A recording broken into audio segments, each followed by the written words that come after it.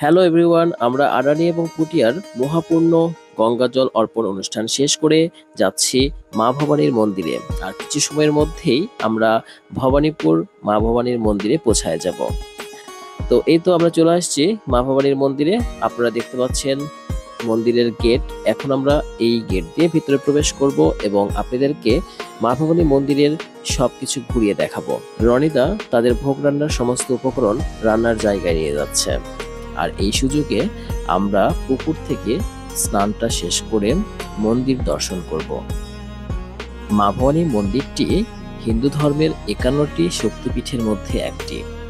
হিন্দু পুরাণ অনুযায়ী সতীর দেহত্যাগের পর ভগবান শিব যখন তার দেহ নিয়ে তাণ্ডব নৃত্য শুরু করেন, তখন বিষ্ণু তার সুদর্শন চক্র দিয়ে সতীর দেহ খণ্ড বিখণ্ড করে দেন। কিংবদন্তি অনুসারে এই স্থানে সতীর বাঁ পায়ের নুপুর বা ভাঙ্গন পড়েছিল, তাই এই স্থানটি শক্তিপীঠ হিসাবে গণ্য হয়। ভবানী নামটি সতীর আরেক নাম এবং এখানে দেবী ভবানী রূপে পূজিত হন। এই মন্দিরটি কবে প্রতিষ্ঠিত হয়েছিল তা সঠিকভাবে জানা যায় না, তবে ধারণা করা হয় এটি প্রায় 300 বছরের পুরনো। বিভিন্ন সময়ে শাসকদের পৃষ্ঠপোষকতায় মন্দিরটি বহুবার সংস্কার ও পুনর্নির্মিত হয়েছে। মা ভবানী মন্দিরের পাশে একটি পুকুর রয়েছে। ভবানীপুর মন্দিরের এই পুকুরটি করতোয়া নামে পরিচিত। এটি কোনো সাধারণ পুকুর নয়, বরং এটি একটি পবিত্র জলাশয়। পুরাণ অনুযায়ী এটি আসলে সেই প্রাচীন করতোয়া নদীর একটি অংশ, যা এই অঞ্চলের মধ্য দিয়ে প্রবাহিত হতো। স্থানীয় লোকবিশ্বাস অনুযায়ী এই পুকুরের জল অত্যন্ত পবিত্র এবং অলৌকিক ক্ষমতা সম্পন্ন। পুকুর নিয়ে সবচেয়ে প্রচলিত কিংবদন্তি হলো এটি মন্দিরের পবিত্রতা রক্ষা করে। শোনা যায় অতীতে কোনো এক সময় এই পুকুরের জল শুকিয়ে গিয়েছিল। তখন দেবী নিজেই স্বপ্নে আবির্ভূত হয়ে এক ভক্তকে নির্দেশ দেন পুকুরে একটি নির্দিষ্ট স্থানে পূজা দিতে। পূজা দেওয়ার পর সেই স্থান থেকে আবার জল প্রবাহিত হতে শুরু করে।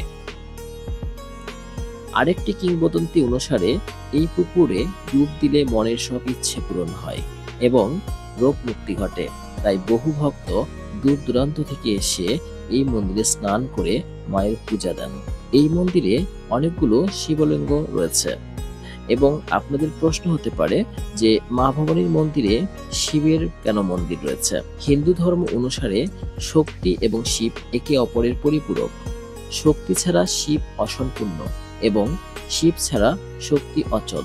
তাই শক্তিপীঠে সাধারণত শিবের মন্দিরও থাকে, যাতে দেবী এবং শিব উভয়েরই পূজা একসাথে করা যায়।